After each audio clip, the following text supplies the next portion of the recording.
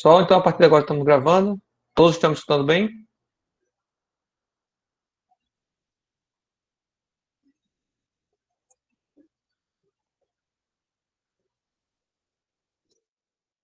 Tranquilo. Então vamos entrar no novo conteúdo de lajes, tá? Em concreto armado. Agora, antes de começar propriamente o conteúdo, deixa eu explicar algumas coisas para vocês, tá? Primeiro ponto. Primeiro ponto. Eu poderia dar essa aula aqui em 10 minutos, tá? Sobre dimensionamento de lajes em concreto armado. Eu em 10, não, 10 não, 10, em 20 minutos eu consigo dar todo o conteúdo de dimensionamento de laje para vocês. Tá? Por quê? Porque o dimensionamento é exatamente igual ao da viga. Tá? Perdão. É 90% igual ao da viga. Tá? Tem algumas coisas diferentes, principalmente quando se trata de esforço cortante, de dimensionamento a esforço cortante. De resto, tudo igual. Tudo igual. Essa minha aula aqui, tá? Que eu vou estar dando para vocês, ela ainda vai seguir os moldes de uma aula sobre lajes que eu considero hoje e considerava sempre ultrapassado. Tá? Vocês vão pouco utilizar essas informações que a gente vai falar aqui, que vai levar a maior parte do tempo, né? Vai levar a maior parte do tempo para a vida, tá? Porque esse método de cálculo que a gente vai ensinar para vocês, que é um método de cálculo que a gente diz simplificado, né? Hoje é simplificado demais, tá? Para o dia a dia hoje de projetos de engenharia, é simplificado até demais e, e não dá para estar trabalhando com ele, tá, pessoal? Então, o fato é esse, que fica inviável a utilização desse método aí, porque ele fica muito restrito. E eu vou estar citando aqui as restrições para vocês ao longo da aula, tá? Óbvio que sempre tem uma adaptação ou outra que era feito antigamente, né, quando a gente não tinha computadores aí bem difundidos, né, softwares bem desenvolvidos, em que você tinha situação e você pegava esse processo simplificado e adaptava, né? Aí tinha que ter algumas considerações. Mas hoje não faz sentido mais isso, né? Hoje não faz mais sentido isso. A gente tem modelos hoje melhores, né? A gente com elementos finitos consegue trabalhar melhor esses resultados. E, portanto, hoje no dia a dia, o que você tem que saber de lajes são basicamente os parâmetros mínimos e máximos, né? Que tem na norma, espessura mínima, espessura máxima, cobrimento de laje, cargas, né? Distribuídas nas lajes, tipos de lajes disponíveis, né? E porque e o dimensionamento, como eu falei para vocês, é igual de viga, tá? Um dimensionamento com flexão simples, né? Reta, flexão simples reta. O diferencial aqui, que eu vou passar a maior parte do tempo aqui explicando, é como chegar nos esforços de laje. Porque, veja, como chegar nos esforços de vigas, né? E de pilares, inclusive, suporte com os planos, vocês já aprenderam lá em teoria das estruturas e mecânica dos sólidos, né? Naquele conjunto de disciplinas, são 5 disciplinas, vocês vêm desenvolvendo todo o conteúdo de como calcular esforços e deslocamentos para estruturas reticuladas, né? Vigas, pilares, pórticos planos, né? Etc. Só que lajes é diferente. Laje é uma placa, né? Laje é uma placa, um elemento em que você tem duas dimensões muito maiores do que a terceira, né? Elementos lineares, você tem uma dimensão muito maior que as outras duas, né? Você tem um comprimento sendo muito maior do que a dimensão da seção transversal. Já que é diferente. Uma placa, né, que seria a laje, a gente tem as dimensões em planta, né, muito maior do que a espessura da laje. Então, portanto, é um elemento estrutural totalmente diferente. No entanto, o dimensionamento é igual. Se a gente souber qual é o momento fletor atuando na placa, o momento fletor máximo, ou o momento fletor em cada ponto da placa, que seja, a gente consegue dimensionar da mesma forma que era a viga, dimensionamento de viga. Então, Em termos de dimensionamento, não agregarei nada de conhecimento, a não ser o que a gente aplicou lá para a viga, tá? Seja estado limite útil, seja estado limite de serviço.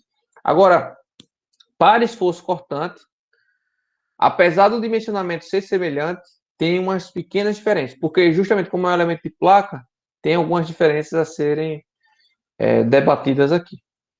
Tá? Inclusive a dispensa de estribos, né? Veja que na viga e na viga e pilar você obrigatoriamente precisa usar estribo, mesmo que não fosse necessário no cálculo, né? Aqui não, na laje a gente, se não for necessário estribo, é armadura transversal, né? Que não seria mais o estribo, a gente consegue dispensar. A gente consegue dispensar. Então, esse conteúdo dessa disciplina vai sofrer grandes mudanças, tá? Vai sofrer grandes mudanças nos próximos semestres e anos. Eu vou mudar aos poucos, obviamente, mas provavelmente eu vou mudar toda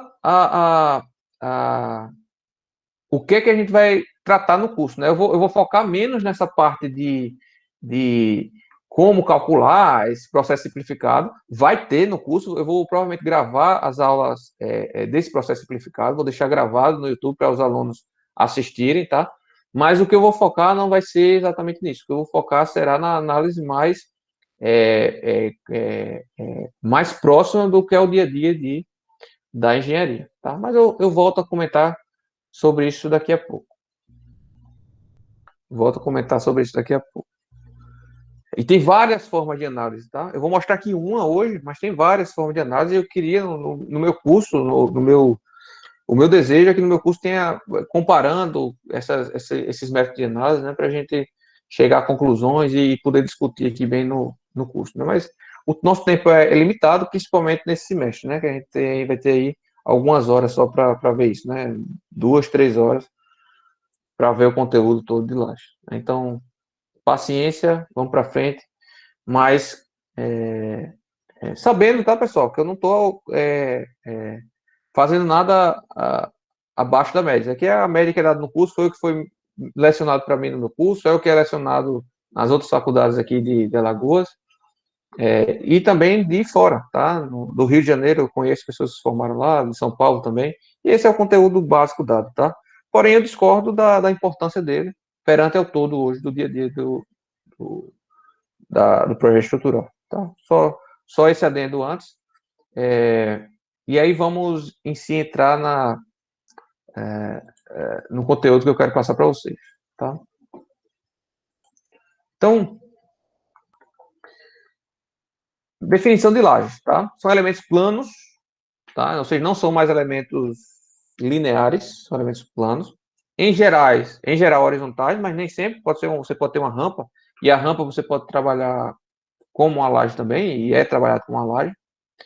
Tá? E aí tem algumas particularidades. Uma escada também é trabalhada como laje, tá? Então, o dimensionamento de escada também é trabalhado como laje.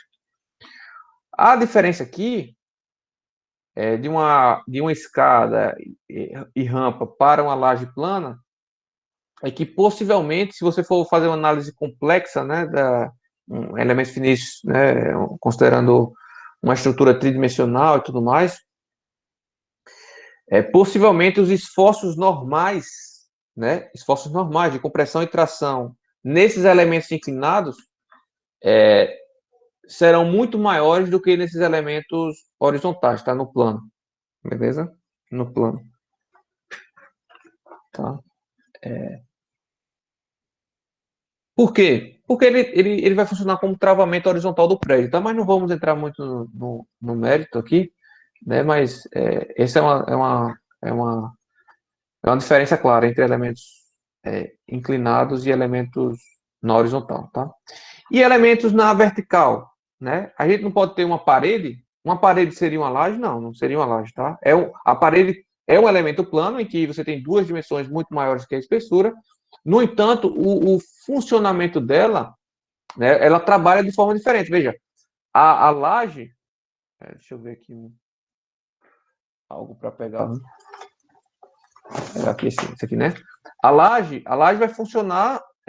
não sei se vocês estão vendo aí, mas a laje vai funcionar fletindo assim, né, no plano. Você aplica uma carga aqui transversal a ela, né? Uma parede não, a parede ela funciona assim, né? Então você aplica a carga nesse sentido aqui. tá? Não sei se vocês estão vendo aí minha mão, tá? De forma que ela vai trabalhar de forma diferente, tá? Do que a laje. Então, é importante destacar isso, né? Não toda laje é um elemento plano, mas nem todo elemento plano deve ser considerado uma laje, tá? Então, a principal função das lajes é receber os carregamentos atuantes no pavimento, né? Naquele determinado andar, né? E aí, é, esse andar seria mais para edifícios, né? Mas no pavimento, você pode ter lajes em pontos, né? Você pode ter lajes em, em que mais? Você pode ter lajes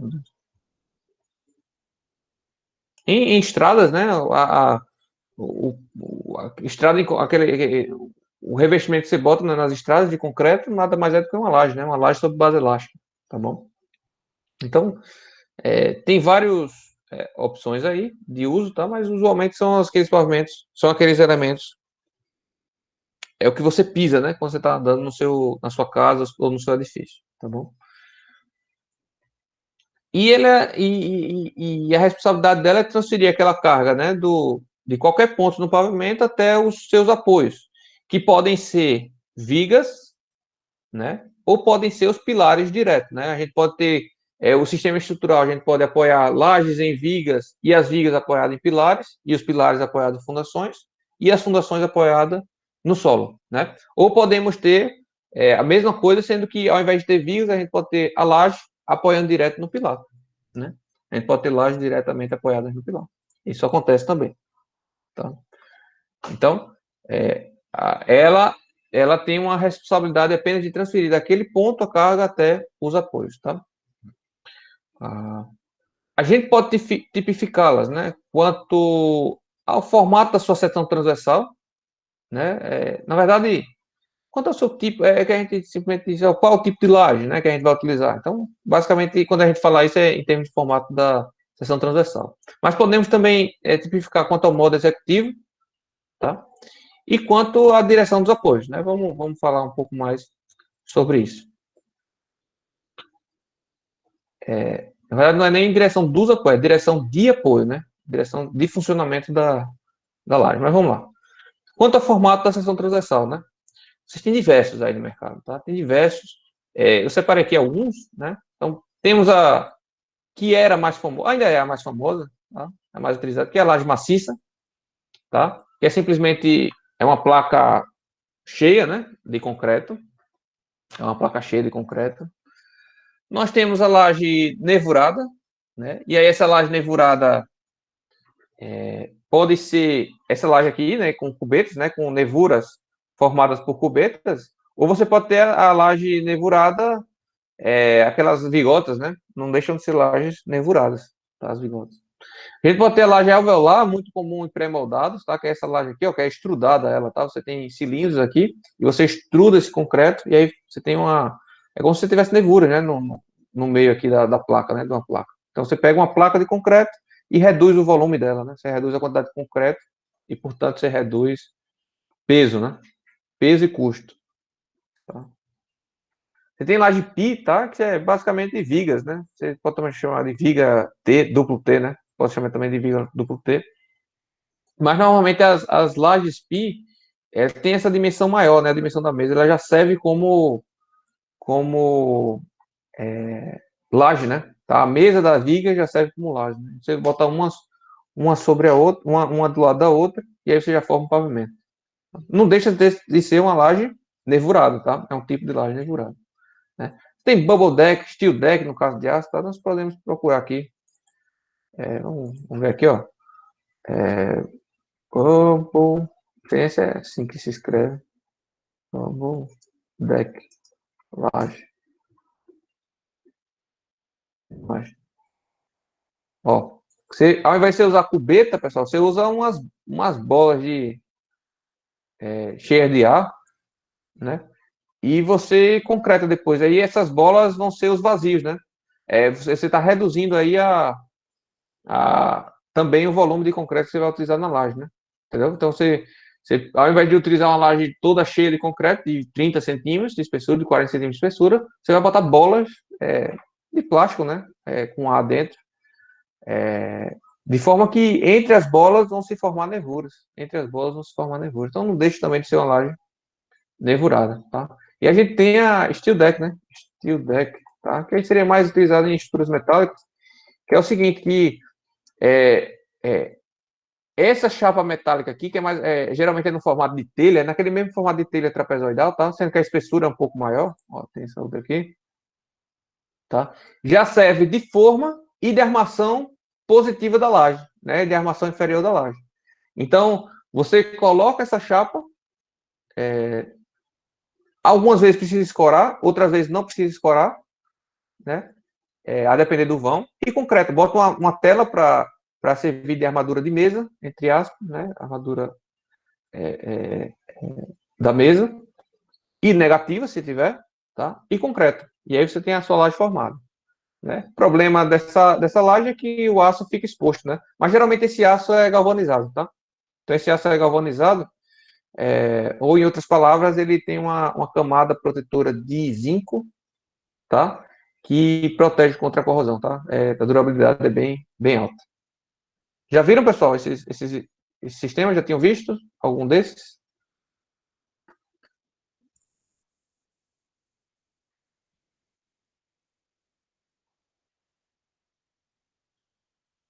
Tá? Então tem diversos outros, todo ano se inventa um negócio novo. Bom, mas o usual mesmo hoje aqui que a gente trabalha mais é o quê?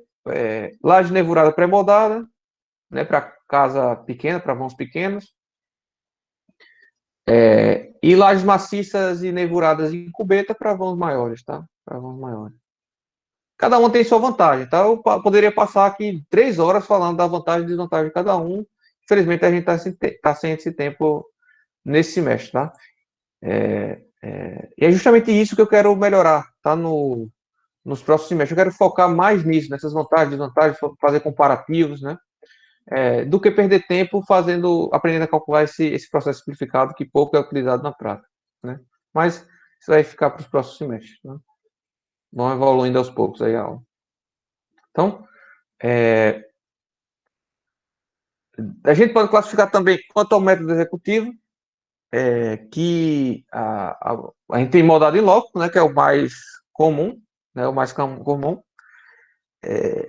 A gente tem pré-moldados, né, estruturas pré-moldadas. Agora, esse tipo de classificação, né, basicamente a gente pode separar a estrutura toda, né, não só a laje, né. A estrutura toda pode ser moldada em loco, pré-moldada ou protendida, né. Ou pode ser mais de um, ele pode ser moldado em loco e protendida, né, ou pode ser pré-moldado e protendida, tá? Nada impede. Inclusive, pode ser parte moldada em loco, parte pré-moldada, né? Então, vai depender de cada caso, tá? Então, aqui, ó, tem moldado em loco, né? Acho que é o mais comum. Pré-moldadas aqui são aquelas lajes pi, tá? Olhando de cima, né? E aqui é uma laje com cabos de proteção, né? Esses azulzinhos são os cabos de proteção, então são umas bainhas, né? E pode ser também classificada como a direção de apoios, né?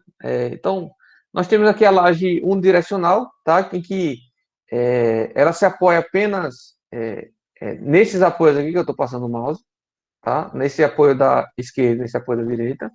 Então, esses apoios aqui, essas vigas aqui, não serviriam para nada. Você poderia até retirá-las, tá? Óbvio que ela pega um pouquinho de carga, tá? Ela pega um pouquinho de carga, mas a maior parte vai para essas vigas de apoio aqui.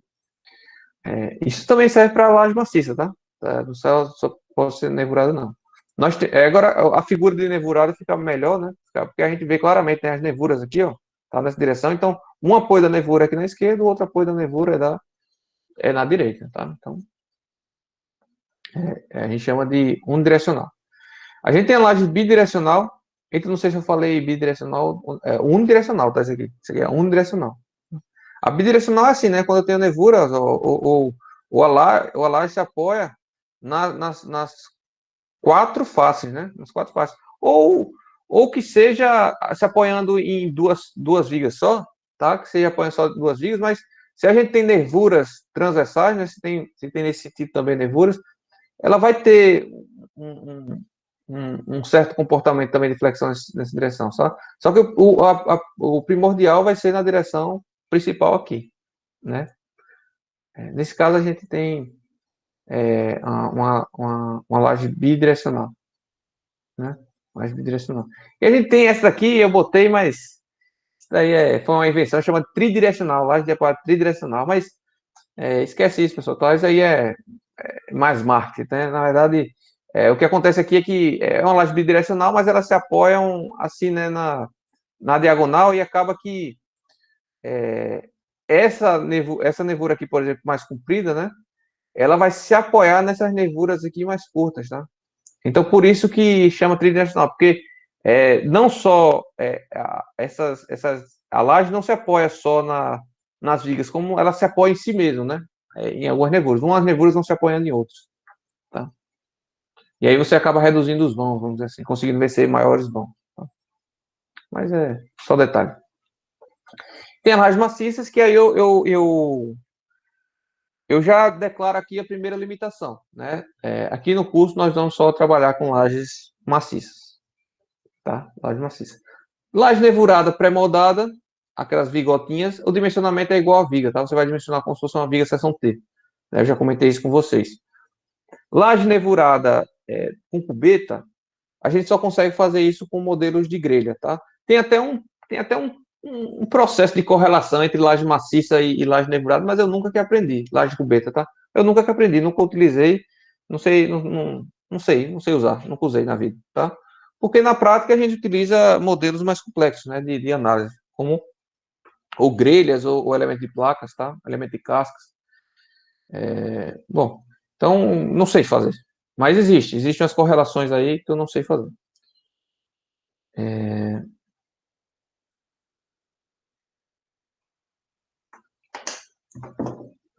A segunda limitação é que a gente vai trabalhar com laje, considerar tudo moldado em loco, tá? Considerar tudo moldado em loco. E vamos considerar tudo só concreto armado, né? Que já que a gente não está vendo concreto protendido aqui. Beleza? Ah, beleza. Outra limitação, nesse curso a gente só vai apresentar lajes maciças, retangulares ou quadradas, né? Ou seja, com formatos regulares, tá? Por quê? Porque a gente vai fazer um processo simplificado e o processo simplificado só tem tabelas para lajes retangulares. Então, se eu tiver uma laje com formato em L, por exemplo, né? Eu teria que fazer adaptações nesse meu modelo simplificado, que eu não vou passar aqui para vocês, porque, como eu disse no começo do curso, é perda de tempo, tá? Já que na prática, do dia a dia, a gente nem usa isso daí, né? Ah, é, no caso da laje maciça, tá? A espessura varia de 7 centímetros, tá? Vale destacar, eu botei 8 centímetros aí, mas varia de 7, a dimensão mínima possível é 7 centímetros de espessura. E não tem maior, tá? Não tem maior, só que é, na prática, tá? É, lajes com muito mais do que 25 centímetros de espessura, 20, tá? É perda de dinheiro, tá? É perda de dinheiro. Você está usando o tipo de laje errado, né? Você não tá, o ideal não seria utilizar laje maciça, né? Agora, se você está trabalhando com laje maciça plana, né, sem vigas, aí essa espessura fica em torno disso, fica 20, 22, 25 centímetros, tá? Em torno disso. Mas também muito mais do que isso é ruim, tá? Significa que está ruim o seu modelo. Inferior, tá? Eu não colocaria nem 8 centímetros, eu colocaria aí 10 centímetros, pessoal, o mínimo para se trabalhar. Porque você tem um cobrimento, tá? Fica muito fino a laje. Você tem que começar a se preocupar, inclusive, com. Olha, menor que 14 centímetros, menor que 13 centímetros. Vamos deixar. Menor do que 13 centímetros, você já tem que começar a se preocupar com outras coisas também. Com acústica, né? Com vibração, tem que tomar cuidado com tudo isso, né? Então, é, do mínimo que eu utilizaria hoje no projeto seria 10 centímetros, tá? E mesmo assim você está muito baixo, tá? Seria um caso muito particular. A norma permite até 7 centímetros, tá? Ah, Ok. Só iremos tratar desse tipo de laje no curso. Alguma dúvida, pessoal, aí? Então,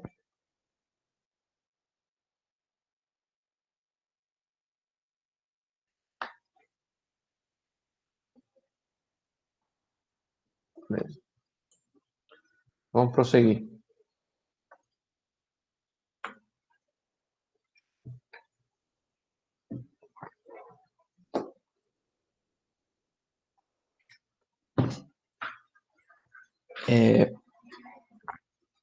Pessoal, vamos começar as informações, tá? Essas informações vão parecer um pouco desencontradas, mas depois, quando a gente for fazer o exemplo amanhã, a gente começa a juntar essas informações, tá bom? A primeira coisa, a gente vai trabalhar aqui com lajes separadas, tá? Umas das outras. Então, por exemplo, a gente tem um pavimento. Então, vou até abrir aqui um exemplo para ficar mais claro. A gente tem aqui um pavimento,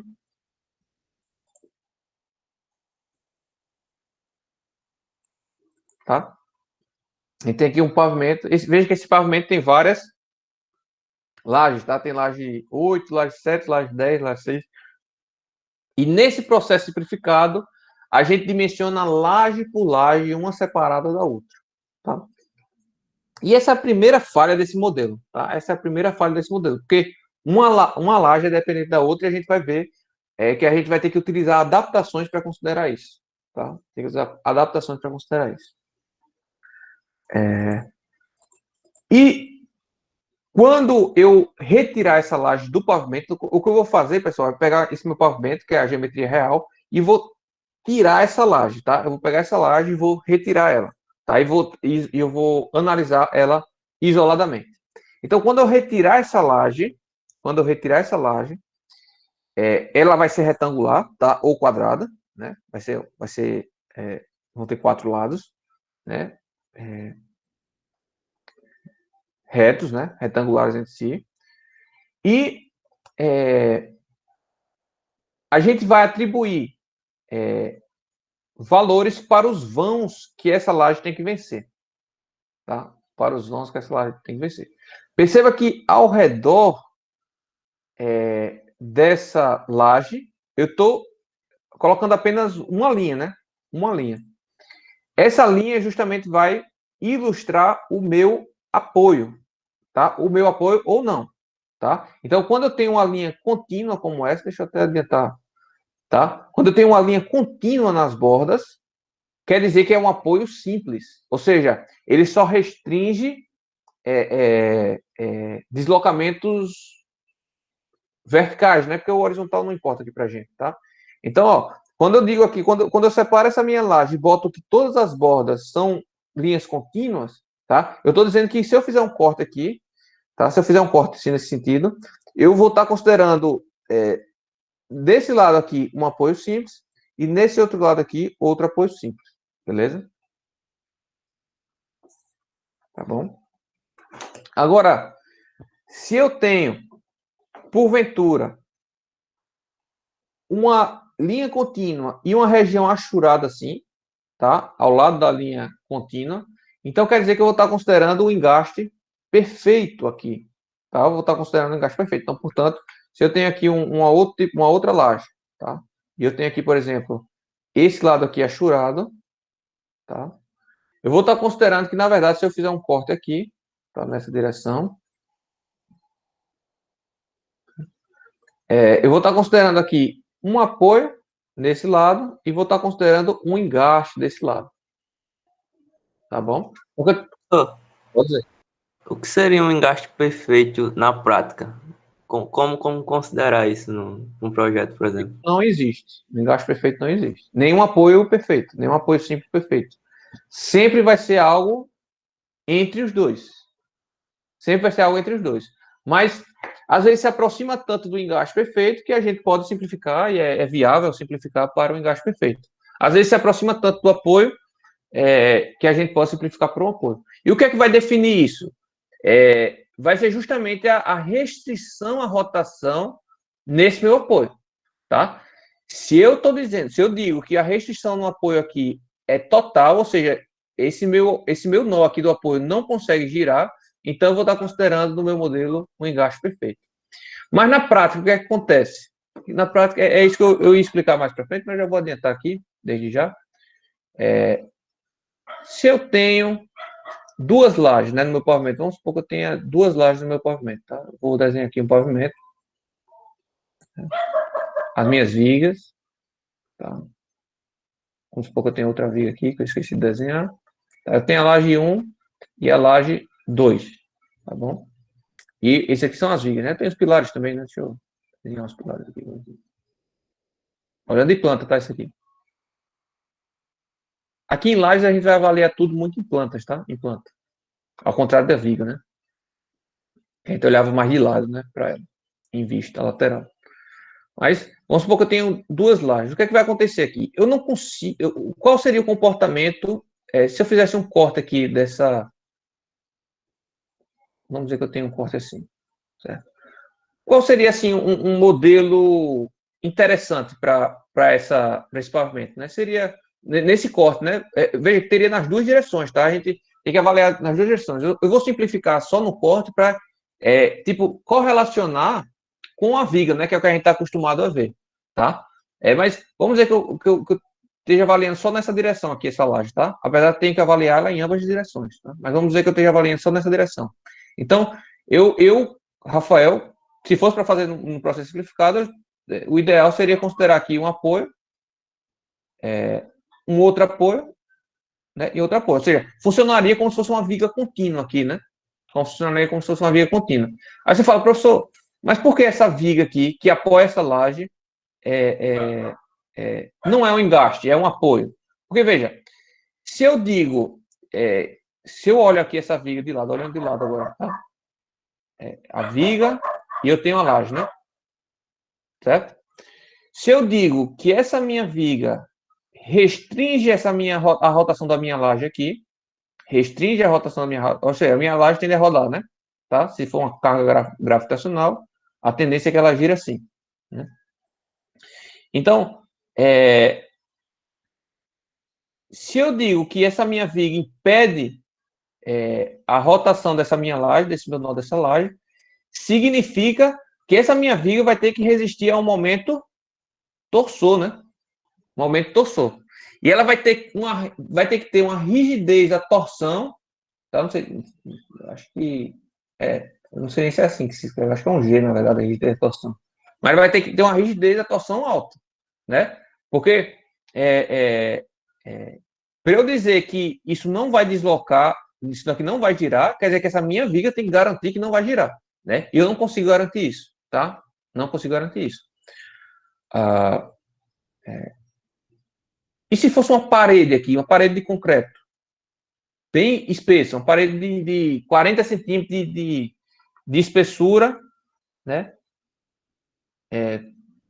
Bem robusto. Então, aí sim, talvez eu pudesse garantir que eu estaria impedindo essa rotação, né? Estaria impedindo essa rotação.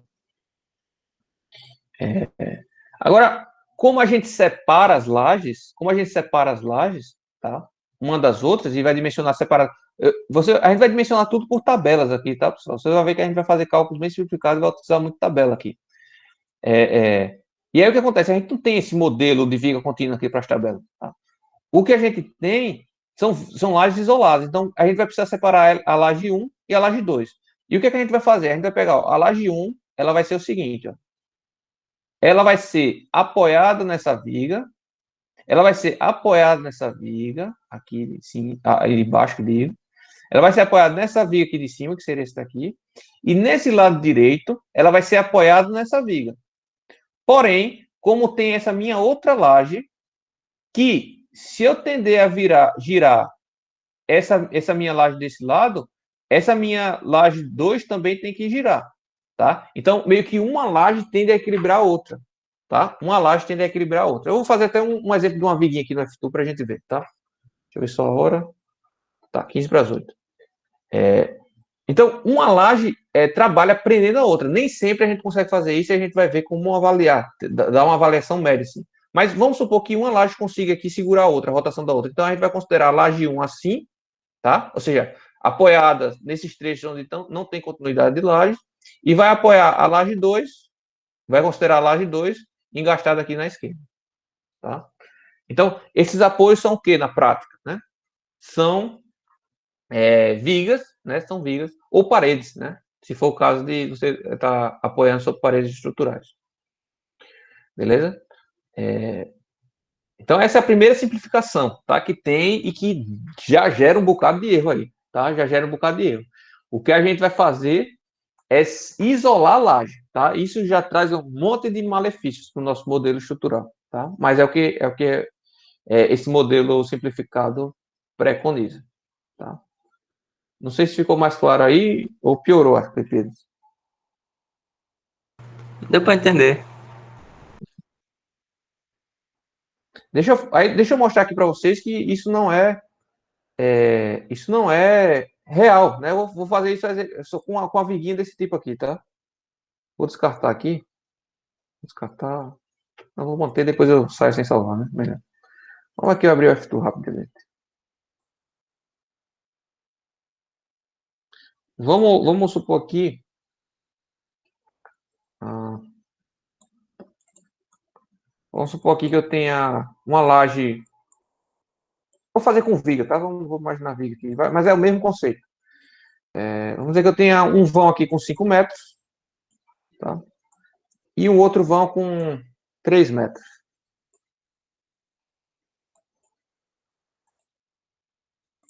Outro vão com 3 metros. Aí vamos supor esse modelo.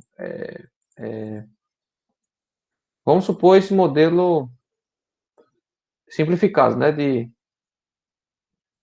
viga contínua, tá? Vamos supor esse modelo. Novamente, não importa se eu estou travando em X e em Y, porque eu só vou considerar aqui cargas verticais, né? Então, não importa. E vamos considerar um modelo diferente, né? Vamos considerar aqui o modelo 0, vou botar aqui a 4 metros de altura até 5. Foi 5 metros que eu usei, foi, né? 4. Tá, aqui. Vamos considerar essas vigas separadas, tá? Aqui eu vou botar 5, aqui eu vou botar 8, aqui eu vou botar 8 e 8.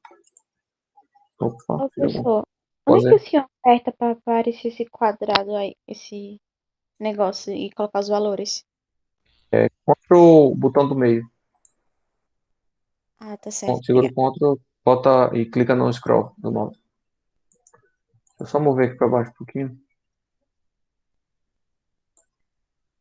O conhecimento, pessoal, o software, pessoal, serve para a gente agilizar, tá? Aumentar a produtividade. E o seu conhecimento sobre o software vai lhe garantir apenas produtividade, tá? Produtividade. Nada além do que isso. Tá? É bom destacar isso aqui para vocês, né? Então, eu estou simplificando para isso daqui, né? Estou dizendo que aqui é gastar. Deixa eu girar aqui o ângulo para ver se aí vai dar certo. Certo? Aqui menos. Gastável. E aqui eu vou considerar. Aqui. Então, estou fazendo essa simplificação. Estou saindo desse caso aqui para esses dois casos separados, né? Vamos botar uma carga igual, todos eles, tá? Não importa aqui a carga, vamos botar aqui menos 100, tá? Só para ilustrar por que a carga é igual, né? E a gente tem isso, a carga pode ser diferente. Só estou aqui alterando o vão, tá? Vou admitir que o material é o mesmo, tá? O material é o mesmo. Vou admitir que a seção é a mesma. Vou botar aqui uma seção retangular de 40 centímetros de altura por 20 centímetros de largura. Tá? Todas as seções são as mesmas. O que altera só é o vão, tá? Só estou alterando o vão. Portanto, estou alterando a rigidez, né, da peça. Essa peça aqui, esse vão menor, é mais rígido do que esse vão maior, né? A gente espera que esse vão maior desloque mais, né? Deforme mais. Beleza? Vamos ver as deformadas de cada caso, né? Deixa eu ver se eu consigo aqui. Exemplo, continuidade. Vê aqui, ó. Olha a diferença já de cara. Aqui, nesse caso aqui, eu tenho a deformação para baixo. Nesse caso aqui, eu estou levantando a minha laje. Tá? Primeira coisa que a gente vê de cara. Valor máximo aqui nessa viga. 12 milímetros. 12,7 milímetros. Valor máximo aqui nessa viga. 17 milímetros. Tá? 17 milímetros. Reações. Ó, aqui 187, aqui 202. Aqui 112, aqui 70. Né? Aqui eu teria que somar 312 com 187. Percebe que não é a mesma coisa. E a gente está partindo do princípio que é a mesma coisa, e não é a mesma coisa. Tá? Na realidade, sabe o que eu posso fazer aqui para tentar aproximar? Ao invés de considerar um engaste perfeito, considerar uma mola. Tá? Considerar uma mola. Agora, eu posso chutar aqui os valores de mola, ou eu poderia calcular o valor da mola, mas daria muito trabalho, porque aí eu teria que estar analisando para viga, que seria mais fácil, mas para um elemento de placa seria dificílimo, né? Seria dificílimo, porque a gente teria que entrar em teorias de placas e cascas, né? Mas vamos supor que eu, ao invés de. Eu vou mostrar para vocês que se eu colocar uma mola aqui, a gente vai se aproximando do real, tá? Do real. Vamos lá. Deixa eu mudar aqui o apoio. Alguém queria falar alguma coisa aí? Eu interrompi, não? Não, né? Vamos botar aqui, ó. Rotação aqui, na verdade, não é fixa, vai ser uma mola, tá? Eu não faço ideia qual é o valor da mola aqui. Eu vou começar com 10 mil, tá? Com 10 mil. Vou botar. Eu vou trabalhar aqui apenas nessa. Depois eu boto nessa também, tá? Eu vou avaliar só nessa daqui. Vamos ver. Ó, aqui o deslocamento dela foi para 2,35, 23 milímetros, tá? Aqui tá 16, né? Então essa mola tá muito flexível. Na verdade, essa mola está simulando essa minha laje aqui, o quanto essa minha laje consegue restringir a rotação, tá? Com esse valor de rotação que eu botei, tá muito baixo. Então, eu vou lá e vou mudar essa restrição aqui. Botar ao invés de 10 a quarta, ao invés de 10 mil, eu vou botar, sei lá, 100 mil. 100 mil. Só mudei a rigidez da mola, tá? Vou ver aqui agora. Ó, agora está se deformando 15, está com a flecha máxima de 15 milímetros. Aqui está 16. Portanto, é um pouquinho menor, né? Eu aumentei demais. Aumentei demais essa rigidez na mola. Vamos mudar de novo. Vamos botar aqui a quarta mesmo. Não, deixar a quinta, mas vamos botar 0,8. 0,8. Vamos olhar lá de novo. Ó, 15,5, né? 15,5. Vamos diminuir um pouco mais. Vamos botar aqui 5. Vamos ver com 5. Opa. 16,88. 16,83. Quase perfeito, né? Mais do que isso eu não vou conseguir, não. Melhorar muito mais que isso. Então, veja. Se ao invés de engaste perfeito eu utilizasse uma mola com rigidez de 50 mil kN por radiano, tá? Por radiano, ou seja, a rigidez dessa mola aqui, eu estaria substituindo perfeitamente essa minha laje aqui. Tá? Eu estaria substituindo perfeitamente essa minha laje. Entendeu, pessoal? Ou não? Aí o que acontece? Essa minha outra mola aqui não seria a mesma mola, é outra mola. Isso aqui seria muito maior. Então, vou até botar aqui a sexta. Vamos ver aqui. Ó, na verdade, essa menor eu nunca que vou conseguir simular. Porque eu teria que aplicar aqui o momento fletor, tá? Eu teria que botar o momento fletor, que seria essa reação aqui, ó, 236, para ela subir, né? Para ela subir, tá? Mas eu não sei se deu para entender, pessoal. Eu acho que. Não sei se já deu para entender a ideia da coisa, né? Do erro envolvido aí. O que é que vocês me dizem? Conseguiram entender que separar o modelo e considerar o engaste perfeito não é o correto?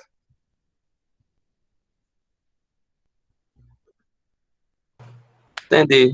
No caso, esse negócio das molas seria para tentar chegar mais próximo Isso. da Porque, na realidade. verdade, aqui, quando eu faço isso aqui, esse meu nó aqui é um nó elástico, tá? É um nó elástico. Ele vai estar correlacionando a rigidez desse lado da viga com a rigidez desse outro lado da viga, né? Essa correlação vai estar naquela matriz de rigidez do problema. Se lembra, pessoal, de teoria das estruturas 2? Eu não sei se vocês já ouviram do método de deslocamento, que você tem a matriz de rigidez do elemento, né? De análise matricial. Então, aqueles termos dentro da matriz de rigidez vão compor o valor da rigidez dessa minha molinha aqui. Dessa minha molinha. Beleza? Só que aqui eu estou simplificando. Para simplificar, né? Eu tendo a chegar nesse valor de mola aí, vamos dizer. Né? Simplificando, utilizando aqui o processo simplificado. Mas aqui no curso a gente não vai fazer isso. Ou a gente vai considerar engastado, ou a gente vai considerar apoiado. Que tristeza, né? Isso aí já de cara, eu nunca faria um projeto com um modelo desse. Né? Mas, pessoal, é o que tem hoje na bibliografia para graduação, tá? Para o nível de graduação. O que eu acho ruim, eu vou mudar isso, mas por hoje é o que a gente tem. Tá? Por hoje é o que a gente tem. Eita, pessoal, só um minuto aqui que começou a chover, eu vou fechar a janela. Só um minuto.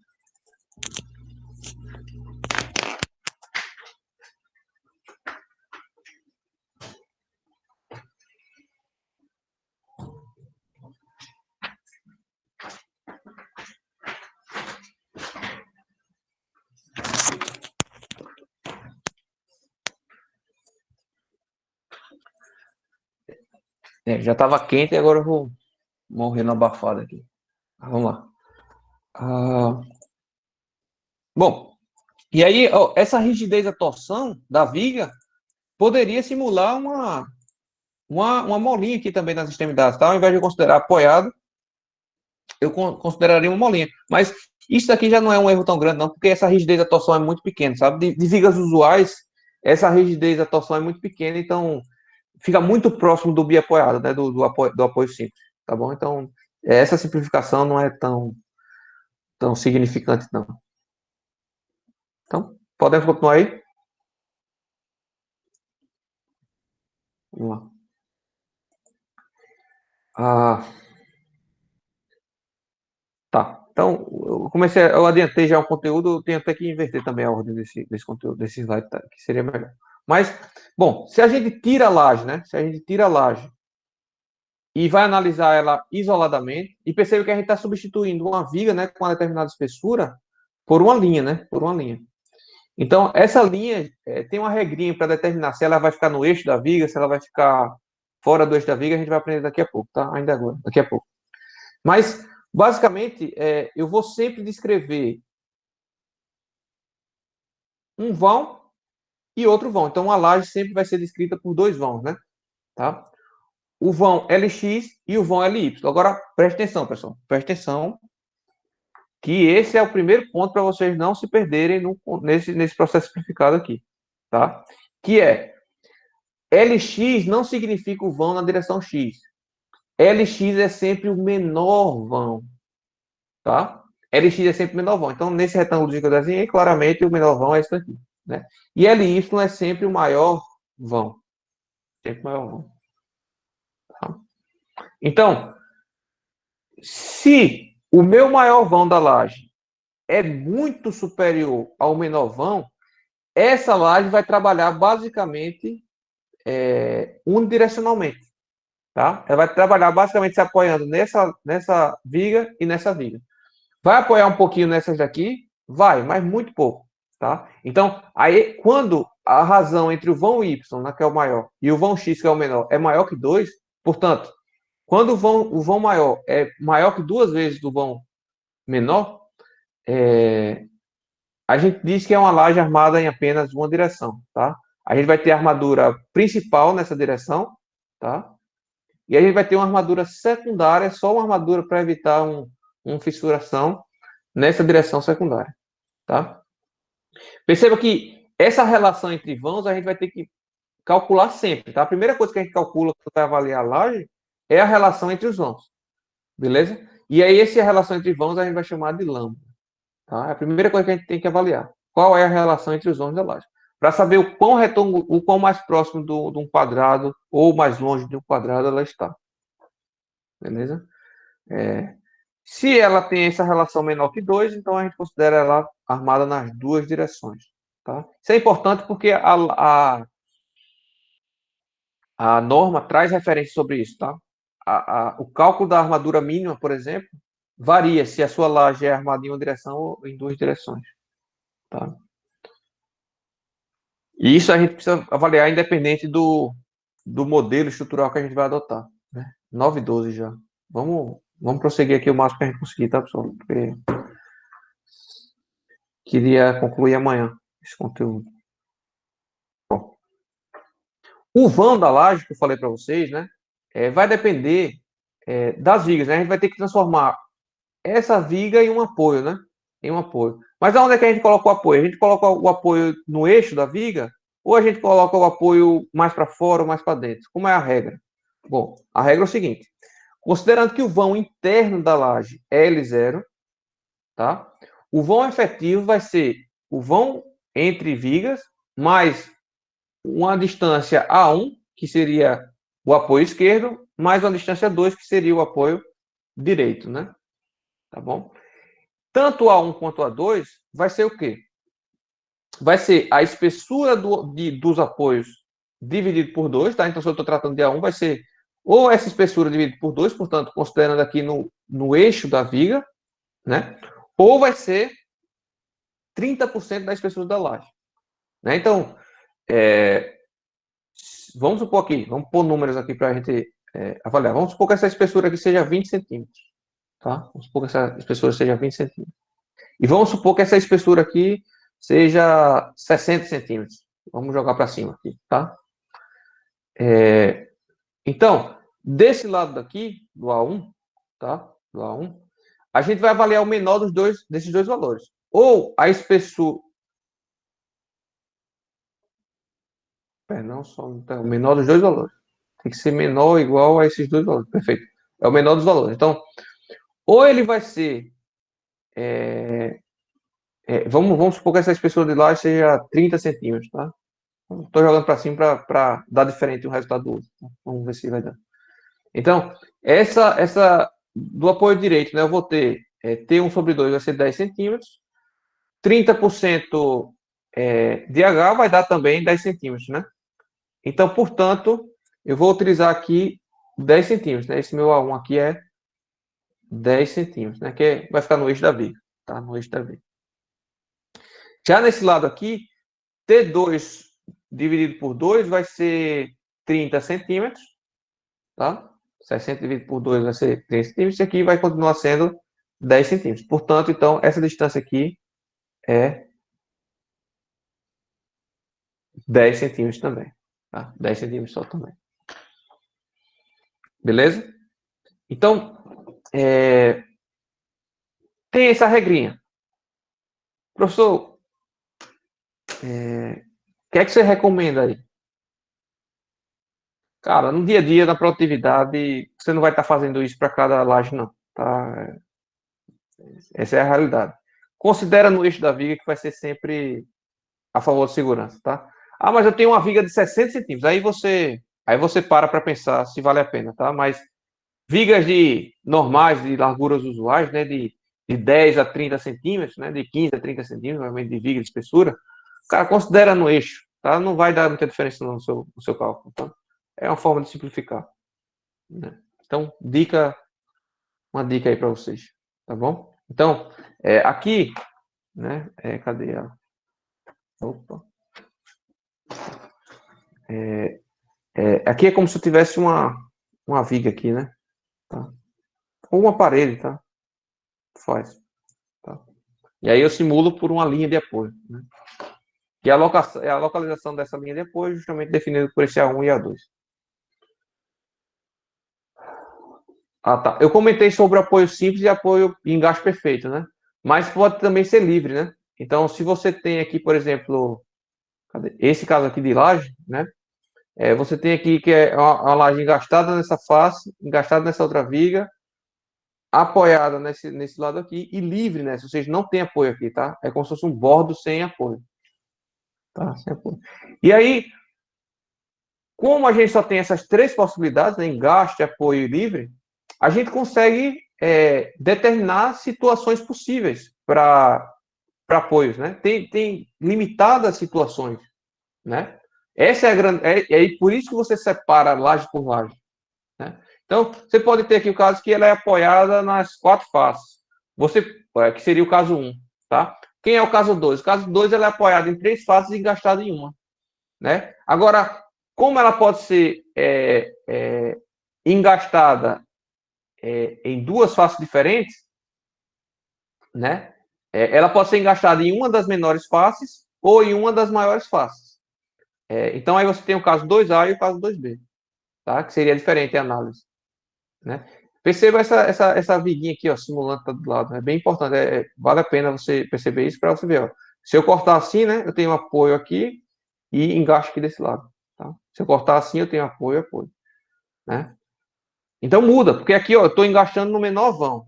Aqui eu estou engastando no maior vão. Agora, obviamente, se ela está engastada embaixo ou está engastada em cima, não influencia, né, para o meu modelo estrutural, vai dar no mesmo, tá? Agora eu posso ter o caso 3, em que eu tenho uma face menor engastada e uma face maior engastada, né? Eu posso ter o caso 4, em que eu tenho 2 faces engastadas. Só que são as 2 menores ou as 2 maiores, tá? Engastado. E assim por diante, são os vários casos, né? Como se você fizesse aqui uma combinação, né, de possibilidades de, de restrições de apoio, né? Condições de apoio. Vocês fica confuso, pessoal, isso daí para vocês? É a primeira vez que vocês veem? Eu não sei se vai ficar confuso para vocês.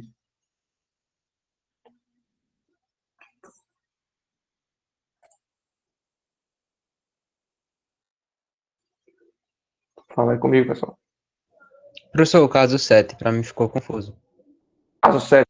Caso 7. Então, caso 7 eu tenho essa face apoiada, essa face apoiada, essa face apoiada e essa face livre, né?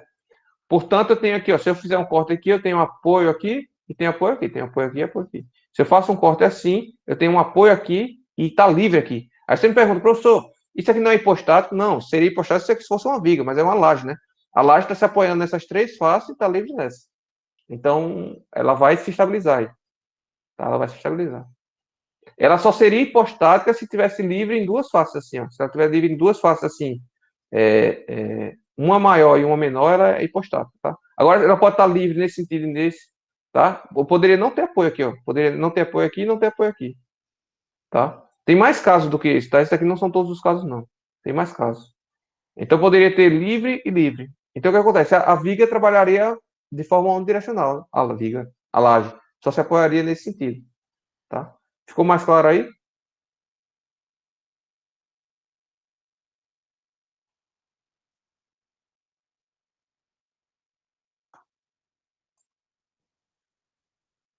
Beleza.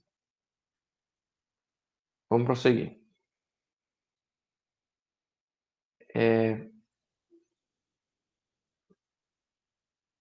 Beleza. Isso aqui eu já expliquei para vocês, né? Então, vamos fazer essa simplificação no curso. Quando eu tiver vigas, bordas de extremidade do pavimento, ou seja, não há continuidade de laje, eu sempre vou considerar livre para rotação, tá? Sempre vou considerar apoio simples, né? Se eu tiver viga e não tiver continuidade de laje, eu vou sempre considerar apoio simples, tá? Não vou considerar a rigidez de torção da minha viga, tá? A não ser que seja essencial, né? Que seja essencial. Por exemplo, se eu tenho uma marquise, né? Vamos desenhar aqui em planta, tá? Vamos desenhar em planta. Vamos supor que eu tenho um pilar aqui. Vamos dizer que eu tenho outro pilar aqui. Vamos dizer que eu tenho uma viga aqui, tá?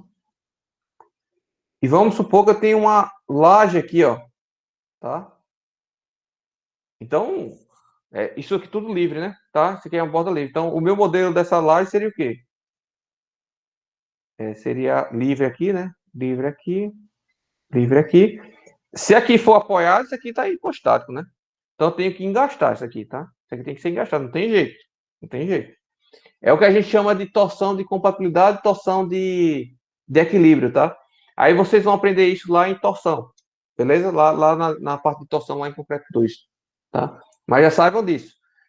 Se a estrutura solicitar, só tiver essa forma de equilíbrio, né? Se só tiver esse jeito aqui de equilibrar, engastando na viga, aí você vai ter que engastar, não tem jeito, tá? Mas considerando que ela tem outros apoios, aí você pode considerar que ela é apoiada, tá bom? Simplesmente apoiada. Outra situação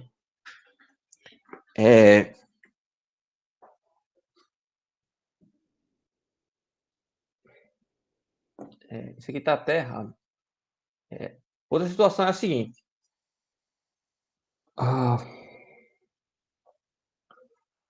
Eu disse para vocês que quando a gente tem lajes contíguas, né? Ou seja, uma do lado da outra, dando continuidade, a gente tem um engastamento parcial, né, entre elas, né? A gente viu isso, né, no nosso modelinho. Correto? Agora, a gente viu que quando eu tenho uma viga ou uma laje muito maior, com um vão muito maior que o outro, ou seja, quando L1 é muito maior do que L2, o que vai acontecer é que L2 você vai poder considerar engastado, tá? Porém, L1 você não vai conseguir considerar engastado, porque L2 não é rígido o suficiente para conseguir impedir a rotação, como foi o nosso exemplo aqui, né? Vê, L2 não é rígido o suficiente para impedir que a rotação plena, né? Ele sobe aqui, ele sobe, tá? Se eu aumentar ainda mais essa diferença de vão, isso aí vai ser mais gritante, tá? Mas, na verdade, o que a gente tem que avaliar não é a diferença de vãos, o que a gente tem que avaliar é a diferença de rigidezes, tá? Se H1 também for muito maior do que H2, piora a situação, tá? L2 não vai conseguir gastar L1. Então, eu vou mostrar aqui para vocês, tá? Vou mostrar aqui para vocês. Deixa eu mostrar aqui o momento fletor, tá? Ó o momento fletor aqui, né? Eu vou aumentar essa seção aqui. Eu vou colocar essa seção muito mais rígida, tá? Vou colocar essa seção muito mais rígida aqui. Vou criar um novo seção B, retangular também, sendo que eu vou colocar aqui, sei lá, 1 metro por 1 metro, certo? Essa seção aqui eu vou colocar 1 metro por 1 metro. Olha o que vai acontecer com o momento fletor, né? Diminui, tá? Diminui. Olha o que acontece com a rotação. Deixa eu aumentar aqui. Ó, ela trabalha mais próximo do biapoiado, tá? Olha o momento, né? Diminui, tá? O momento. Então, quanto maior a rigidez dessa laje aqui em relação à outra, tá? Menos você vai poder considerar engastado. Mais longe do engaste perfeito ela vai estar. Portanto, há uma recomendação, e a gente pode fazer esse cálculo, dá para a gente fazer esse cálculo, tá? E eu vou tentar mostrar para vocês isso amanhã. Que se a diferença de momentos fletores for muito alta entre as duas lajes, a gente desconsidera a maior, tá? A gente desconsidera o engaste da maior. Tá? É isso que eu quero dizer aqui com esse slide, tá? Outro problema que pode acontecer é esse daqui, tá? Vê que a laje L2 está apoiada nessa viga aqui central, mas não está apoiada na viga toda. Portanto, ela tem parte da laje tem continuidade, parte da laje não tem continuidade. E agora, o que a gente faz? Aí tem alguns critérios, alguns macetezinhos para utilizar, né? Então, se essa distância A, né, for mais do que 2/3 do que o vão total, aí você pode considerar engastado. Se ela for menor do que 2/3, aí você considera a laje toda apoiada, simplesmente apoiada, tá? Então, ou seja, se essa laje L2 aqui for quase o L todo, né, aí você pode considerar tudo engastado, sem problema nenhum. Mas se ele for muito pequenininho aqui, como está esse caso aqui, está só metade, então você considera todo simplificado, porque aí está a favor de segurança para a laje L1, tá? Agora, para a laje L2, não, para a laje 2 você vai considerar engastado, né? Então, aqui, o meu modelo seria a laje 1, né, toda apoiada, e a laje 2 apoiada aqui e engastada aqui, tá? Então, vê que isso é muito simplificado, pessoal. Isso gera erros acumulados, sabe? Um erro vai aumentando em relação ao outro. Né? Então, o que eu falei para vocês aqui, né, dessa situação, né, quanto uma laje é muito maior que a outra, o que vai acontecer é isso, uma diferença de momentos muito grande, tá? E aí, quando a diferença de momentos é muito grande, aí o ideal é você articular de maior momento, tá? E deixar engastada de menor momento. Agora, além disso, se eu considero é, engastes separados, né? Deixa eu voltar para a situação anterior. Deixa eu tirar essas molas e botar o engaste, né? Se eu considero engastado esses dois pontos, né? Percebe que a reação, o momento aqui, ó, dá diferente, pessoal. Desse lado aqui, ó, dá diferente desse, né? Isso não faz sentido, a não ser que esse apoio aqui absorva a diferença do momento, certo? Então, há uma diferença aqui de 200 kN vezes metro, né? Se a torção, se a viga receber, se a viga receber 200 kN vezes metro de torção, se ela conseguir absorver esse esforço, então esse modelo estaria certo. Mas ela não consegue, pessoal, tá? O quanto a viga consegue absorver de torção é muito pouco o valor, né? Então, o que é que vai acontecer?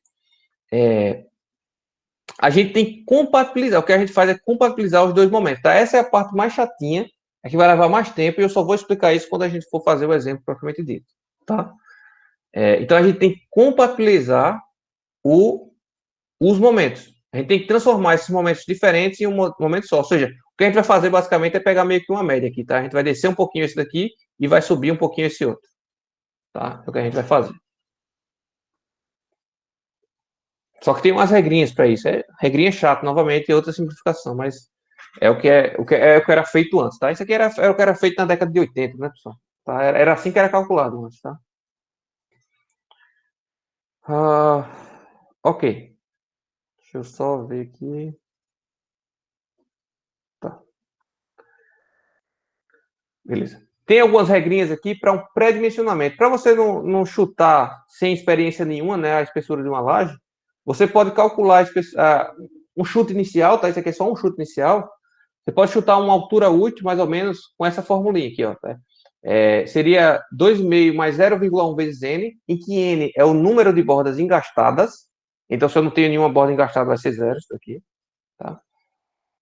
Multiplicado por L asterisco, né? Em que L asterisco vai ser ou o menor vão, ou 70% do maior vão, tá? Vai ser o menor dos dois, tá? Ou o menor vão, ou 70% do maior vão. Vai ser o menor dos dois. E aí, você estima aqui uma pequena altura, né? Uma altura inicial, um chute inicial, tá? Óbvio que você pode precisar mudar depois, tá? Isso aqui é só um chute inicial. Para laje de balanço tem essa outra regrinha, não vamos entrar muito no mérito, não, tá? Esse PC2 e PC3 tem umas tabelinhas que eu vou dar acesso para vocês, aí vocês definem isso depois, tá? Só destacando, laje normalmente não tem estribos, tá? Então, laje maciça normalmente não tem estribo. Eu nunca usei estribo em laje maciça, tá? Então, portanto, a não ser para punção, que é outro tipo de dimensionamento, mas portanto, uma seção transversal vai ser a seção que a gente vai considerar é mais ou menos essa, tá? Em que a altura total vai ser a altura útil, né, que é do centro de gravidade das armaduras até a fibra mais comprimida. Lembrando que laje também não tem duas camadas, pessoal. Laje é normalmente só uma camada. Eu também nunca utilizei duas camadas em laje. Nada proíbe, mas é muito fora do comum, tá? Para laje maciça, estou falando, tá? Laje maciça. Para laje nebulada já usei mais de uma camada. Então, para calcular a altura total, vai ser a altura útil, né? Que você calculou lá no pré-dimensionamento, mais metade de uma bitola, que você ainda não sabe qual é, mas você pode chutar aí, sei lá, 10 milímetros. Uma laje maciça, pessoal, deve girar em média em torno de 10 milímetros de espessura, tá? Pode ser que passe bitolas de 12,5 milímetros, né? Bitolas de 8 é muito comum, eu gosto muito de utilizar em laje bitola de 8 milímetros, tá? Eu acho o ideal para trabalhar com 8 milímetros. É fácil de dobrar e, ao mesmo tempo, não se deforma muito, né, com as pessoas pisando em cima. Tá? Então, eu gosto de trabalhar com barra de 10 milímetros ou 8 milímetros, das duas. Tá? 6.3 eu já acho pouco, mas é possível também utilizar. Eu utilizo muito também, mas já é relativamente pouco. Tomar cuidado quando utilizar. 5 milímetros eu não uso, tá, pessoal? Não uso. Só em raros casos. Só em raros casos. Mas também é permitido utilizar, tá? Permitido. Não é proibido, não. É permitido. Em caso de vãos pequenos, é 5 milímetros também que a gente usa, senão fica muito caro para a obra. Mas mais do que meia polegada, né? Mais do que 12 milímetros e meio, fica muito, tá? Fica pesado. Às vezes você precisa usar, mas é raro. Você pode corrigir a área de aço mudando o espaçamento, né? Então você pode diminuir o espaçamento, colocar mais barras de aço, portanto, você consegue diminuir a bitola, né? Então, só voltando aqui, a altura total vai ser a altura útil mais metade de uma bitola, você pode chutar aí no começo, né, do cálculo. Você pode chutar para cima, se quiser, para ficar falsa segurança, mais o cobrimento, tá? Mais o cobrimento. Que aí você vai definir a partir da classe de agressividade ambiental, da mesma forma que a gente fez para a viga. Tá? Espessuras mínimas, tá? 7 centímetros para cobertura não em balanço, né? Ou seja, se for uma viga sem balanço, sem bordas livres, vigas, se for lajes sem bordas livres e de cobertura, ou seja, não é pavimento, pode ser 7 centímetros. Se for pavimento, laje de piso, tem que ser no mínimo 8 centímetros. Tá? Se for laje de balanço, o mínimo é 10 centímetros. Com uma observação, tá? 10 centímetros é o mínimo, mas se você utilizar 10 centímetros de espessura numa laje de balanço, eu tenho que utilizar um coeficiente adicional de segurança de 1,45, ou seja, você vai ter que majorar o esforço solicitante, tá? Em 45%. Além dos que a gente já majorou. Tá? Além dos que a gente já majorou. Então, efetivamente, para você não utilizar majorador, você tem que utilizar no mínimo lajes em balanço com 19 milímetros, 19 centímetros, tá? 19 centímetros. Isso só serve para laje de balanço, tá? Só serve para laje de balanço. Por que existe isso, pessoal? Para que existe isso? Porque, veja, se a laje é em balanço, só vale a pena a gente perder um tempinho aqui, se a laje é em balanço, né? O momento fletor aqui é negativo, né? E, portanto, a armadura dessa laje, olhando a seção transversal, ela vai estar aqui em cima, né? Tá? Só que acontece, as pessoas pisam, né? Vem o cidadão aqui e pisa nessa armadura, tá? Antes de concretar. E aí essas armaduras podem descer, tá? Essas armaduras podem descer um pouquinho antes da concretagem. E aí você perde o quê, pessoal? Você perde a altura útil, né? Sua altura útil diminui.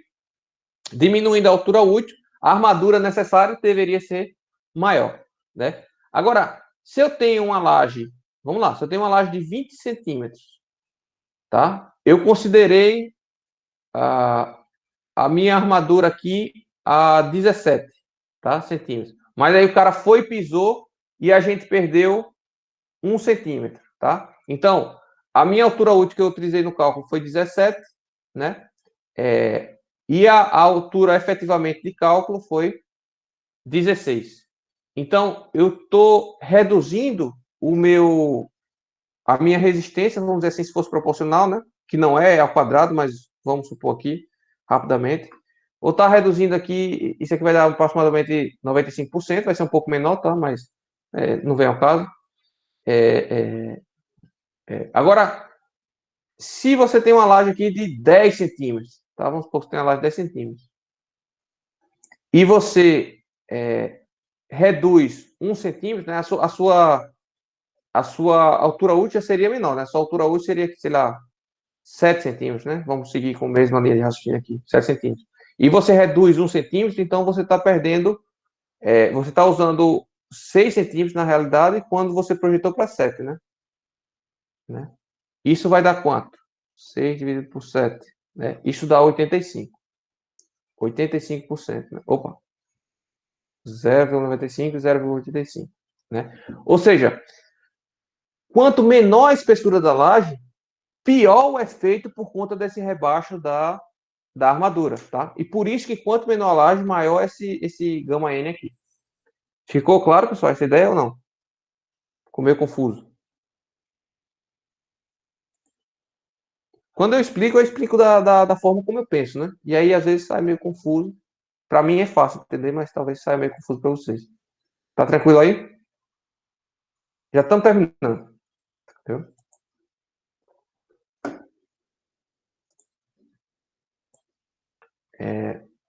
E aí tem outros parâmetros aqui para laje de garagem, tá?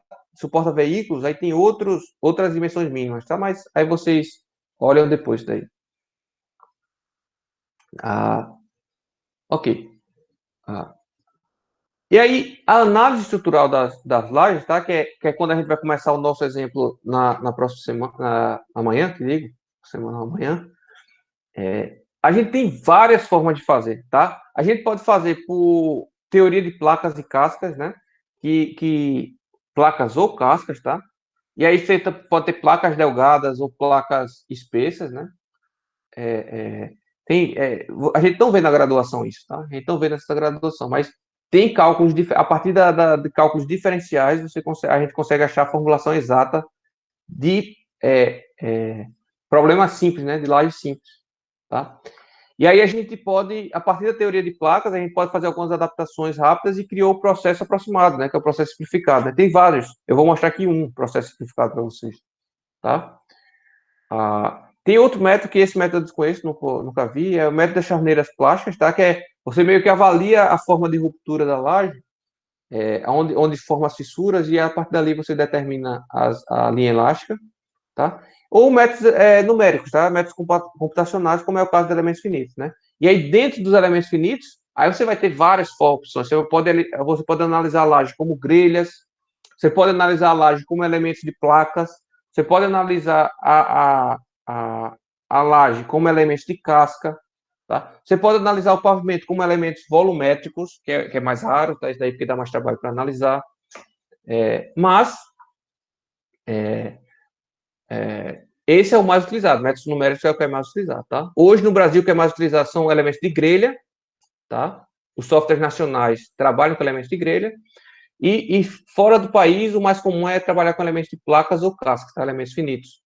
Então, deixa eu ver se eu... Essa é a teoria de placas, tá, pessoal? Se lembra daquela equação diferencial da viga, né? Que é a derivada segunda da flecha em relação ao comprimento é igual ao momento fletor sobre a rigidez e a flexão, né? Sobre a I. Né? Aqui a gente tem a gente tem da viga, deixa eu escrever melhor, né? A gente tem o da viga aqui, que é o derivada da flecha, né? Segunda, é igual ao momento sobre a I. Né? Isso aqui é a equação diferencial da viga. Essa aqui é a equação diferencial de uma placa, né? Por teoria de placa. Né? Porque a gente tem X e tem Y. Né? Agora, ao invés de derivadas inteiras, a gente tem derivadas parciais, né? Derivadas parciais.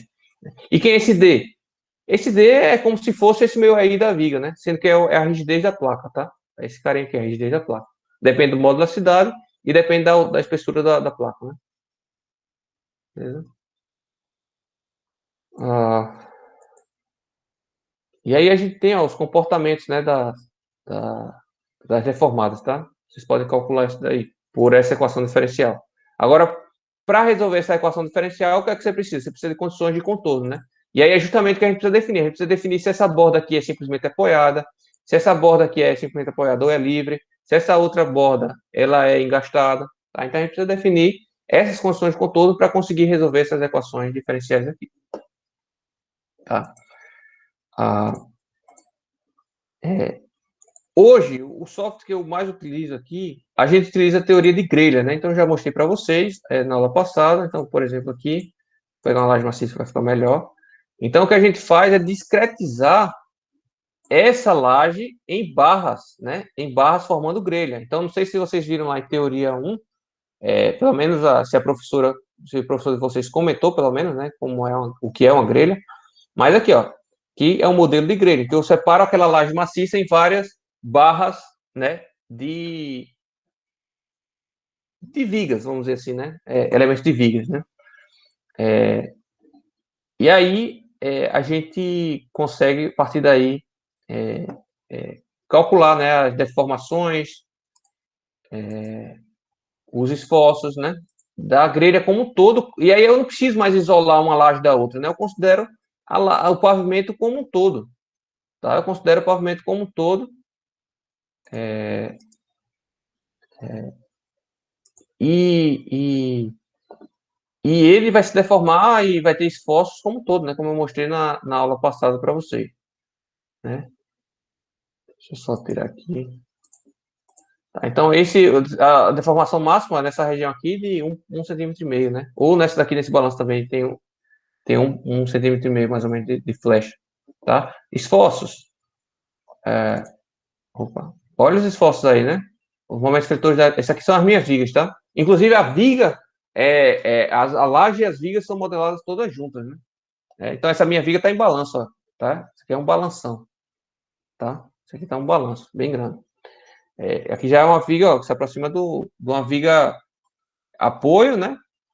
Apoio contínuo, livre, né? Então, aqui tem um balancinho e um vão, né? Se eu tirar as vigas aqui, a gente vê melhor o diagrama de laje, né? Vamos esquecer as vigas, por enquanto. Focar nas lajes. Olha os momentos fletores das lajes, né? Tá aí. Tá? Então, ó, entre essa laje e outra, tem um momento negativo, né? Então, essa laje é como se fosse trabalhando quase como se fosse um balanço, né? Quase como se fosse um balanço. Beleza? Vê que essa laje aqui, ó, vem o diagrama, depois ele diminui aqui, depois ele volta a aumentar. Por quê? Porque aqui tem uma viga, tá? Sendo que essa viga não é o suficiente para gerar um momento negativo. Essa viga não é rígida o suficiente para gerar um momento negativo. Por quê? Porque ela está deformando junto da laje. Se eu ligar de novo a deformada, você vai ver, ó, que a viga está deformando junto com a laje. Ó, o comportamento da laje é como se fosse isso tudo. Uma laje só, né? Apesar de eu ter uma viga aqui. Tá? Eu tenho uma viga aqui nesse sentido aqui, ó. Tá? Mas essa viga está deformando junto com a laje. Ela só está dando uma rigidez a mais. É como se fosse uma nervura da laje, né? Beleza? Então, eu nunca conseguiria pegar esse efeito fazendo pelo processo simplificado. Nunca, nunca, tá? Então, é isso que eu queria mostrar para vocês hoje, tá? E na próxima aula a gente vai adiantando o conteúdo, né? Assim, ó, como calcular os vetores e tal. E vamos fazer o exemplo, tá? Já terminamos aqui a aula, né? Depois disso daqui é só usar as tabelas, que eu já vou mostrar também, inclusive a partir de agora, ó. Eu vou botar lá no aplicativo já, tá? Essa tabela 1 aqui é para calcular a armadura, é para dimensionar a flexão por meio de tabela, tá? Eu não ensinei a vocês fazerem esse dimensionamento por meio de tabela, tá? Primeiro, porque existem vários modelos de tabela aí. Então, existe esse KCKS, existe o KMKD, cada autor tem um método, né? E segundo, porque a gente tendo um Mathcad ou um Excel da vida, isso daqui é perda de tempo, tá? Isso daqui só seria necessário se, por exemplo, você vai dimensionar na mão, né? Uma prova, uma avaliação. Isso aqui economizaria tempo seu, né? Para não estar colocando na calculadora e tal. Como funciona aqui? Veja, você primeiro calcula o KC, né? Rapidamente, tá, pessoal? Você primeiro calcula o KC. Por quê? Porque você sabe quem é a largura da viga, você sabe quem é a altura útil da viga e você sabe qual é o momento solicitante, né? Então, você consegue calcular o KC. Calculando o KC, você vai determinar qual FCK você vai utilizar, C10, C15, C20, né? Qual FCK você vai utilizar. Vamos dizer que você vai utilizar 30 MPa, então você vai utilizar aqui o C30. Aí você vai procurar o KC aqui nessa coluna do C30. Vamos supor que o KC que você calculou foi 10, tá? E você vai utilizar um FCK de 30 MPa. Então, o seu KC vai estar entre esses dois valores, ó, entre esse 11,7 e 8,9. Portanto, a sua linha neutra, o seu x sobre d, né, vai estar entre 0,06 e 0,08, tá? E aí, o seu KS vai ser entre, se você utilizar CA50, né, a CA50 ele vai ser 0,24. Veja que para ambos os casos é 0,24. 0,024, né? Então, o seu KS é 0,024, você vai jogar 0,024 aqui, você tem quem é o momento fletor, tem quem é a altura útil, então você acha o AS.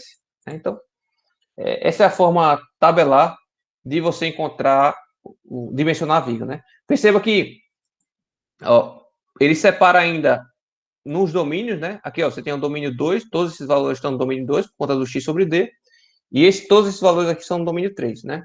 A partir daqui, você tem outros domínios, né? Que não estão marcados. Na verdade, você poderia utilizar até 45, né? Que é justamente onde está. Não, até aqui, mais ou menos, você poderia utilizar, né? porque o x sobre d limite é 0,45, né? Acho que é simples, né, pessoal? Eu não vou perder mais tempo explicando isso aqui, não, tá? Porque como a gente não vai fazer prova escrita, você nem precisaria. Se fosse armadura comprimida, aí essa outra tabelinha que você precisaria utilizar, tá?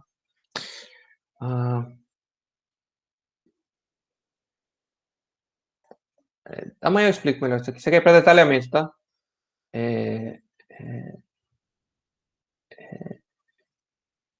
Aqui é a quantidade de barra, né, para uma largura. É para detalhamento de vigas isso daqui. A gente não vai precisar usar, não. É uma tabelinha que ajuda a gente, mas eu não. Brita 1, brita 2, para pegar aqueles espaçamentos mínimos, né, e escolher a quantidade de barras, tá? Mas eu prefiro fazer manualmente mesmo. Esse aqui é para calcular, pra pegar a área de aço de fios, né, pela quantidade, bitola pela quantidade.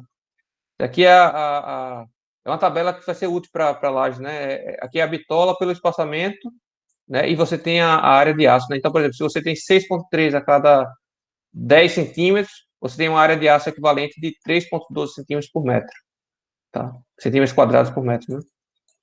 Tá. Então, isso ajuda no detalhamento. Isso aqui também ajuda no detalhamento, tudo no detalhamento.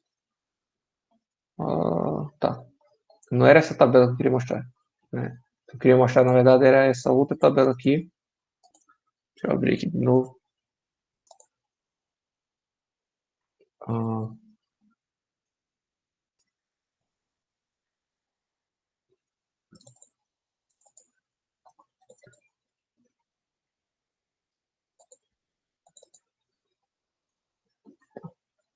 Tabela da posteira do Libânio, tá?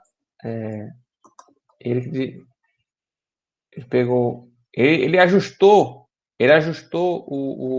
uma tabela de outro autor, que eu esqueci o nome agora, depois eu lembro. Mas basicamente é o seguinte, ó, você tem os casos de lajes, você tem a relação entre os vãos, e aí você consegue calcular coeficientes, a gente consegue determinar coeficientes para calcular o momento fletor atuante, tá, na laje. Então, a gente vai ver como fazer isso, como usar essas tabelas, tá? Na próxima aula. Vê que cada tabela dessa é um tipo de laje, né? Diferente, ou mais de um tipo de laje, tá? E é utilizado para um determinado fim, beleza?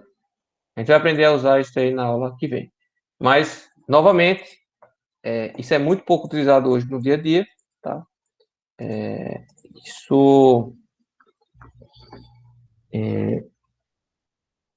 Esse processo simplificado é muito